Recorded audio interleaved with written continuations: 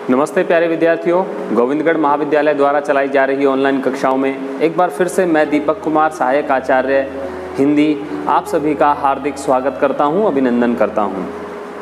हम बीए तृतीय वर्ष के प्रथम प्रश्न पत्र में अयोध्या सिंह उपाध्याय हरिऔध द्वारा रचित प्रिय प्रवास, जो कि एक महाकाव्य है और जिसमें कुल 17 सर्ग हैं, उनमें से छठे सर्ग की कुछ कविताओं को, कुछ छंदों को हम पढ़ रहे हैं और उसकी व्याख्या यहाँ से प्रस्तुत की जा रही है। 8 भाग में हम पहले व्याख्याएं प्रस्तुत कर चुके हैं और इस पूरे पाठ का या इस अध्याय का या छठे सर्ग का ये अंतिम भाग आज की कक्षा में, आज की वीडियो में हम प्रस्तुत करने जा रहे हैं। और बिना किसी देरी के हम सीधे बात करते हैं। आगे जो भी छंद है उसके बारे में आपके स्क्रीन पर वह छंद दिखाई दे रहा है। बैठे नीचे जिस विटप के श्याम होवें उसी का, कोई पत्ता निकट उसके उनके नेत्र के ले हिलाना। देखिए, मंदाक्रांता छंद है और राधा पवन को श्री कृष्ण के पास भेज रही हैं और श्री कृष्ण को राधा का स्मरण दिलाने के लिए वह अलग अलग गतिविधियां करने के लिए, अलग अलग क्रियाकलाप करने के लिए पवन से विनती कर रही हैं, निवेदन कर रही हैं। तो इसी क्रम में वो कह रही हैं कि श्री कृष्ण यदि किसी विटप के नीचे बैठे हों, किसी वृक्ष के नीचे बैठे हों, किसी पेड़ के नीचे बैठे हों, श्याम कहा गया है यहाँ पर श्री कृष्ण से, बैठे नीचे जिस विटप के श्याम होवें, किसी वृक्ष के नीचे मान लीजिए बैठे हों, तो उसी का कोई पत्ता निकट उनके नेत्र के ले हिलाना। तो उसी वृक्ष का एक पत्ता तू उनके नेत्र के आगे हिला देना। यों प्यारे को विदित करना, चातुरी से दिखाना। और इस प्रकार तू प्यारे को विदित करना, विदित करना का मतलब है उन्हें ध्यान दिलाना, चातुरी से दिखाना। और चातुरी से क्या दिखाना? मेरे चिंता विजित चित्त का क्लांत हो कांप जाना, कि मेरा चिंता से भरा हुआ हृदय किस तरह से व्याकुल होता है और किस तरह से वेदना के कारण बार बार कांप जाता है, इस तरह से तू पत्ते को ला करके हिलाना। यहाँ मैं याद दिलाना चाहूँगा आपको, रामचरितमानस में तुलसीदास जी ने एक पंक्ति लिखी है, पीपर पात सरिस मन डोला। यहाँ पर पीपल के पत्ते से मन के डोलने की तुलना तुलसीदास ने रामचरितमानस में की थी और यहाँ भी उसी तरीके से राधा कह रही है कि तू एक पत्ता वृक्ष का उनके आँखों के सामने हिला देना, ताकि उनको मेरे मन की पीड़ा, मेरे मन के डोलने का, मेरे मन के तनाव का, मेरे मन की वेदना का और मेरे मन के क्लांत हो जाने का, दुखी हो जाने का, कांपने का अनुभव उस पत्ते के माध्यम से हो जाए। तो आगे बढ़ते हैं। सूखी जाति मलिन लतिका जो धरा में पड़ी हो। और कोई सूखी लतिका, लता का कोई टुकड़ा कोई धरा में, धरती पर पड़ा हुआ हो, तो पांवों के निकट उसको श्याम के ला गिराना। तो क्या करना? पांवों के सामने ला करके मेरे कृष्ण के उनको तू वहीं उनके पैरों के पास गिरा देना। तो इससे क्या सिद्ध होगा, इससे क्या साबित होगा, इससे क्या हल होगा? यों सीधे से प्रकट करना प्रीति से वंचिता हो। और इस तरह से तू उनको प्रकट कर देना, बड़े सीधे तरीके से ये प्रकट कर देना कि प्रीति से वंचिता हो, कि मैं उनके प्रेम से वंचित होकर के, मेरा होना अति मलिन, और इस तरह से उनके प्रेम में वंचित होने से मेरे मलिन हो जाने, मेरे दुर्बल हो जाने और सूखते नित्य जाना। और जिस तरह से वह लता सूखी हुई उनके नेत्रों के सामने, उनके चरणों के सामने तुम जब गिराओगी, तो उन्हें ध्यान आ जाएगा कि उनके विरह में भी कोई स्त्री व्याकुल होकर के, कमज़ोर होकर के और नित्य प्रति सूखते चले जाने के कारण ऐसी ही मलिन अवस्था में होगी। तो यहाँ समता स्थापित करने का प्रयास किया गया है और पवन को संकेत के माध्यम से राधा के पीड़ा और वेदना का अनुभव श्री कृष्ण को कराने का जो यत्न है वो कवि के द्वारा किया गया है। आगे बढ़ते हैं, अगले छंद में चलते हैं। कोई पत्ता नवल तरु का पीत जो हो रहा हो, और यदि कोई पत्ता पेड़ पर, नवल तरु का कोई नए पेड़ पर लगा हुआ कोई पत्ता हो और वह पीला पड़ रहा हो, सूख गया हो, तो प्यारे के द्रगल युग के सामने ला उसे ही।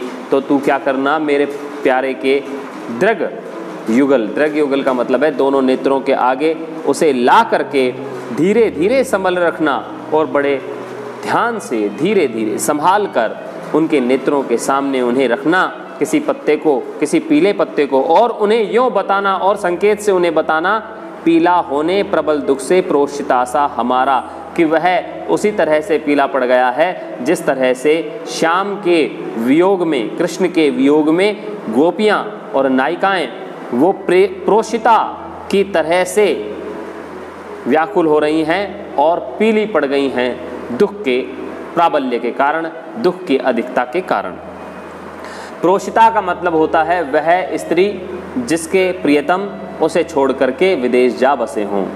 तो यहाँ प्रोषित पति का नायिका, एक नायिका भेद है, और नायिकाओं के अनेक भेद माने गए हैं संस्कृत काव्य शास्त्र में। उनमें से एक भेद है प्रोषित पति का नायिका, जिसको केंद्र में रख करके बीसल देव रासो भी रचा गया है, जिसमें राजमती बीसल देव के उड़ीसा चले जाने पर विरह में व्याकुल होती है और अपने विरह का वर्णन वह रास्ते में आते जाते लोगों से करती है। ऐसा ही संदेश रासक नामक एक ग्रंथ है जो आदिकालीन ग्रंथ है, उसमें भी अब्दुल रहमान ने एक नायिका को केंद्र में रख करके इसी प्रकार की प्रोषित पति का नायिका की पीड़ा का वर्णन किया है।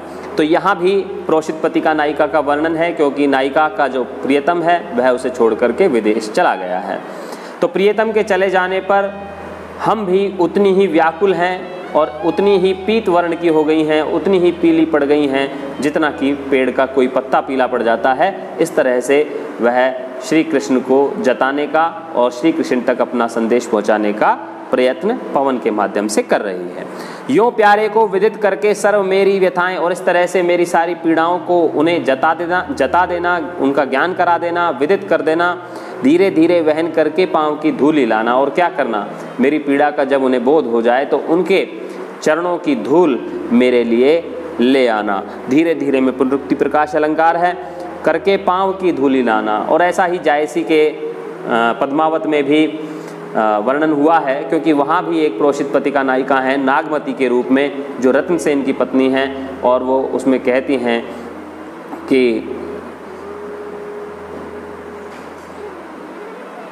ऐसी ही एक पंक्ति है कि कृष्ण, नायिका कहती है कि मेरा जो शरीर है वह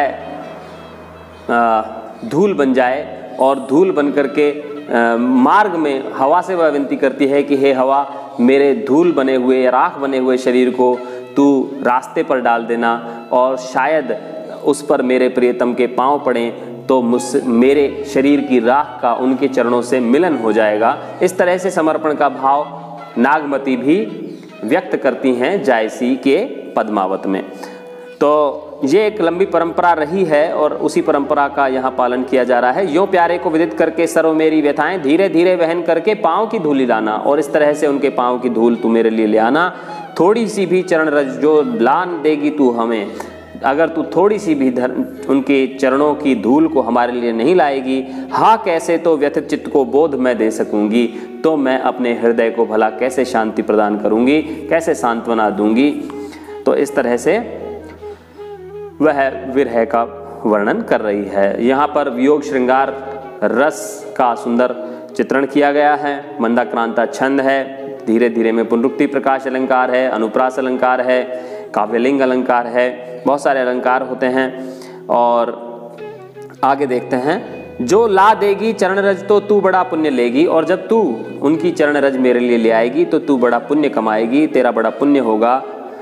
पूता होंगी भगिनी, हे भगिनी, हे सखी, हे बहन, मैं पूता होंगी, मैं उनकी चरण धूलि को स्पर्श करके पवित्र हो जाऊंगी, उसको अंग अंग में मैं लगा के मैं उसको प्रत्येक अंग में अपने लगा लूँगी और इस तरह से मैं धन्य हो जाऊँगी। हे सखी, पोतूंगी जो हृदय तल में वेदना दूर होगी, और मेरे हृदय में जो पीड़ा है मैं अपने हृदय क्षेत्र पर उसको लगा लूँगी, उस धूल को, तो मेरे हृदय में भी शांति प्राप्त होगी। मेरे हृदय को की जो वेदना है, जो कष्ट है, वह नष्ट होगा और शीतलता मुझे मिल जाएगी। डालूंगी मैं सिर पर उसे आँख में मलूंगी। यहाँ पर आप जो प्रियतम के प्रति समर्पण का भाव है, उस समर्पण के भाव में कितनी निर्मलता है, कितनी स्वच्छता है और कितनी सात्विकता है, उसका आप अनुभव कर पा रहे होंगे कि यहाँ पर वासना का लेश मात्र भी नहीं है नायक के प्रति नायिका के मन में। वह शारीरिक सुख प्राप्त करने के लिए केवल श्री कृष्ण की उपस्थिति वहाँ नहीं चाहती है, वह श्री कृष्ण की धूल को अपने शरीर पर लगा करके श्री कृष्ण के प्रति अपने समर्पण के भाव को व्यक्त कर रही है। ये कितना गहन और सूक्ष्म भाव है प्रेम का, इसी से हमें शिक्षा लेनी चाहिए। और प्रेम का यही रूप जो है, यही सात्विक रूप होता है। और जिस तरह से हम आजकल के वातावरण में देखते हैं प्रेम को लेकर के कि किस तरह से केवल शरीर सुख के लिए या आकर्षण से प्रेरित होकर के जिस तरह से हमारी युवा पीढ़ी में कह लें, या जिस तरह से आपराधिक प्रवृत्तियां बढ़ती जा रही हैं, इनको केंद्र में रख करके, संबंधों को केंद्र में रख करके, उसमें हमें इस उदाहरण को देखना चाहिए कि नायिका का मन में नायक के प्रति कितना सूक्ष्म और गहन, स्वच्छ और निर्मल सात्विक भाव जागृत होता है प्रेम का। इसी को ही हमें प्रेम का आदर्श रूप मानना चाहिए, जहाँ पर समर्पण का भाव हो, त्याग का भाव हो, बलिदान का भाव हो और स्वार्थ बिल्कुल भी न हो। इसी को सात्विक प्रेम कहा जाता है।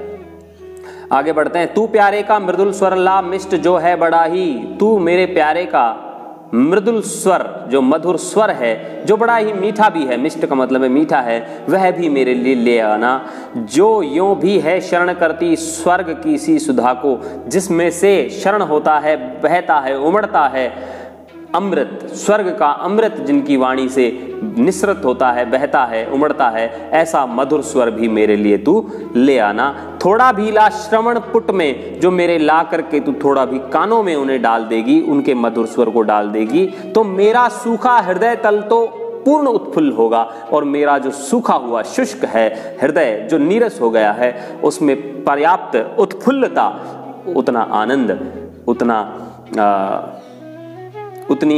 सुख, उतनी प्रसन्नता मुझे प्राप्त होगी। आगे बढ़ते हैं। भीनी भीनी सुरभि सर से पुष्प की पोशिकासी, मूली भूता अवनि तल में कीर्ति कस्तूरी कासी, तू प्यारे के नवल तल की वास ला दे निराली। तू मेरे प्यारे जो श्री कृष्ण हैं, उनके शरीर की थोड़ी सी भी सुगंधी वास, उनकी खुशबू मुझे ला देना। वह खुशबू जो भीनी भीनी सुरभि, जो भीनी भीनी सुरभि जिसमें से उठती है, सुरभि का मतलब है सुगंध, उठती है सर से पुष्प की पोशिकासी, यहाँ पर उपमा अलंकार है। जिस तरह से फूले हुए पुष्प के भीतर से कोई सुगंध प्राप्त होती है, ऐसी ही खिले हुए पुष्प की सी सुगंधी जो उनके शरीर से निसरत होती है, वह तू अपने साथ ले आना। मूली भूता अवनि तल में कीर्ति कस्तूरिका की, और इस धरती पर जितनी कस्तूरिका, कस्तूरी जो मृग होता है, हम कहते हैं कि उसमें से बड़ी सुगंधी उठती है, तो कस्तूरी मृग की जो कस्तूरी है, उस कस्तूरी की खुशबू का मूल स्रोत जो सुगंध है, वह मेरे श्री कृष्ण के शरीर की सुगंध है। वह तू मेरे लिए थोड़ी ले आना। मेरे उबे व्यथित चित्त में शांति दा बहा दे, और मेरा जो चित्त है, बड़ा व्यथित है, बड़ा दुखी है, उसमें शांति की धारा तू बहा देना। आगे बढ़ते हैं। होते होवे पतित कण जो अंगरागादिकों के, और जो मेरे श्री कृष्ण अपने शरीर पर श्रृंगार करते होंगे, विभिन्न सौंदर्य प्रसाधन का प्रयोग करते होंगे, उन सौंदर्य प्रसाधनों में से जो कण पतित यानी कि गिरते होंगे, तू धीरे धीरे वहन करके तू उन्हीं को उड़ाला। तू ऐसा क्यों नहीं करती, उन कणों को ही उड़ा करके मेरे लिए ले आ। कोई माला कल कुसुम की कंठ संलग्न हो, जो श्री कृष्ण ने अपने कंठ पर जो फूलों की, सुंदर फूलों की माला पहन रखी हो, तो यत्नों से विकच उसका पुष्प ही ला दे। तो ऐसा करना कि उस माला में से कोई फूला हुआ पुष्प ही मेरे लिए तू हवा से उड़ा लाना। और उसी से ही आप माने कि जो राधा है वह अपना सौभाग्य मान लेगी, उसकी पीड़ा और जो कष्ट है वह नष्ट हो जाएगा। तो कितने प्रेम की जो गहराई है उसको आप अनुभव करें। पूरी होवे न यदि तुझसे अन्य बातें हमारी, और अंतिम 2 छंद हैं, उसके बाद ये छठा सर्ग यहाँ समाप्त हो जाता है। पूरी होवे न यदि तुझसे अन्य बातें हमारी, और जो हो तुझसे पूरी बात हो ना हो, जो शुरुआत से ही निर्देश दिए हैं वो कार्य तू कर पाए या न कर पाए, तो तू मेरी विनय इतनी मान ले और चली जा। तो तू मेरी इतनी सी विनय मान करके उस तरफ चली जा। छू के प्यारे कमल पग को प्यार के साथ आ जा। तो तू छू करके ही बस मेरे प्यारे के चरणों को, हो सकता है कि वह धूल न ला पाए, वह हो सकता है कणों को न ला पाए, वह हो सकता है पत्तों को हिला करके स्मरण न करा सके, वह हो सकता है कि लतिका को उनके सामने न डाल सके और किसी भी प्रकार से स्मरण न करा सके, तो भी वह इतनी प्रार्थना पवन से कर रही है कि तू जा और छू करके उन कमल रूपी चरणों को, रूपक अलंकार है, कमल रूपी चरणों को तू छू करके बस प्यार के साथ आजा। जी जाऊंगी हृदय तल में मैं तुझी को लगा के, मैं बस तुझे ही अपने हृदय से लगा लूंगी, तो मुझे अनुभव होगा कि मैंने कृष्ण को छू लिया है, स्पर्श कर लिया है, और उसके साथ मैं एकाकार हो गई हूँ, तदाकार हो गई हूँ, और इस तरह से मैं अपने प्रियतम से मिल जाऊंगी। तू बस श्री कृष्ण को छू करके ही अपने आप ही मेरे पास आ जाना और मैं तुझे ही गले लगा लूँगी। देखिए कितनी कोमलता है प्रेम की, और कितनी तरलता है, कितनी सरसता है, और ऐसा लगता है कि बस प्रेम में डूब करके ये पंक्तियाँ लिखी गई हैं। भ्रांता हो के परम दुख ओ भूरी उद्विग्नता को, और भ्रांता इस तरह से, और यह अंतिम है, बस यहाँ समापन हो रहा है, उपसंहार के रूप में यहाँ दिया गया है कि इस तरह से भ्रांता हो करके, इस तरह वह भ्रमित हो करके और परम दुख से भर करके और भूरी उद्विग्नता से और अत्यंत उद्विग्न हो करके, अत्यंत व्याकुल हो करके लेके प्रातः मृदु पवन को या सखी आदिकों को, इस तरह से वह जो प्रातः की मधुर पवन है और अपनी सखियां हैं उनको बैठा करके यूं ही राधा प्रकट करती नित्य ही वेदनाएं, और इस तरह से ही राधा सारे दिन पवन को बैठा करके या सखियों को बैठा करके अपनी पीड़ा का वर्णन उनसे करती रहती हैं रोज ही। चिंताएं थी चलित करती वर्धिता थी व्यथाएं, और इस तरह से उनके मन में चिंताएं उमड़ती रहती हैं और वर्धिता थी व्यथाएं, और व्यथाएं वर्धित होती रहती हैं, अर्थात बढ़ी रहती हैं, और उनकी वेदना और व्यथा पीड़ा किसी भी प्रकार कम नहीं होती है। यहाँ हम हमारे इस प्रिय प्रवास के छठे सर्ग का यहाँ पर समापन कर रहे हैं। ये संपूर्ण छंद मंदाक्रांता छंद में है, और वियोग श्रृंगार का यहाँ वर्णन बड़े सुंदर तरीके से, मनोरम तरीके से हुआ है। प्रकृति के माध्यम से प्रकृति के उद्दीपन रूप का चित्रण यहाँ हुआ है, और प्रकृति को प्रकृति का मानवीकरण करके यहाँ पर मनुष्य के जो सुख दुख हैं उनके साथ जोड़ने का एक अभूतपूर्व चित्रण यहाँ पर हमें अयोध्या सिंह उपाध्याय के प्रिय प्रवास में मिलता है। बीए तृतीय वर्ष के प्रथम प्रश्न पत्र में हिंदी साहित्य में ये जो पहला अध्याय था ये हमने पूर्ण कर लिया है, और अब हम कल से बीए द्वितीय वर्ष की कक्षाओं में बात करेंगे, और मैं समझता हूँ कि अब छंद अलंकार में पढ़ाऊँगा ताकि बीए द्वितीय वर्ष और तृतीय वर्ष और प्रथम वर्ष के जो विद्यार्थी आएंगे उनके लिए भी वे लाभदायक होंगे, क्योंकि हमें छंद और अलंकारों की और जितने भी काव्य शास्त्रीय जितने भी तत्व हैं उनकी अगर हमें जानकारी रहती है तो चाहे वो किसी भी प्रकार की परीक्षा हो, चाहे वो आपके कॉम्पिटिशन क्लासेस की जो परीक्षाएं होती हैं, कंपटीशन से संबंधित जो परीक्षाएं होती हैं, उनमें भी इस तरह की जो काव्य शास्त्री कोटियाँ हैं उनसे संबंधित प्रश्न पूछे जाते हैं। आगे हम काव्य शास्त्र पर बातचीत करेंगे और मैं प्रयास करूंगा कि वह बहुत अच्छे से आपको पढ़ाऊं, और आप भी नित्य प्रति हमसे जुड़े रहें। Second year, third year, first year जो भी विद्यार्थी इस यूट्यूब चैनल से जुड़े हुए हैं वो ज़्यादा से ज़्यादा सब्सक्राइब भी कर लें। तो सब्सक्राइब करने से एक फ़ायदा ये होता है कि अगर आप 1000 सब्सक्राइब कर लेते हैं हमारे चैनल को, तो फिर ऑनलाइन कक्षाएं भी पढ़ाई जा सकती हैं, लाइव कक्षाएं भी पढ़ाई जा सकती हैं, लाइव भी आपसे बातचीत की जा सकती है, आपकी प्रतिक्रिया को दर्ज किया जा सकता है और आपके प्रश्नों का लाइव उत्तर दिया जा सकता है। तो आप ज़्यादा से ज़्यादा सब्सक्राइब करें, अपने मित्रों को भेजें, उनसे कहें कि भैया सब्सक्राइब करो, कॉलेज के जो शिक्षक हैं वो अच्छा काम कर रहे हैं, अच्छा प्रयास कर रहे हैं, तो उनमें आपको भागीदारी सुनिश्चित करनी चाहिए अपनी। बस आज की कक्षा को यहीं विराम देते हैं। बहुत बहुत धन्यवाद, आभार।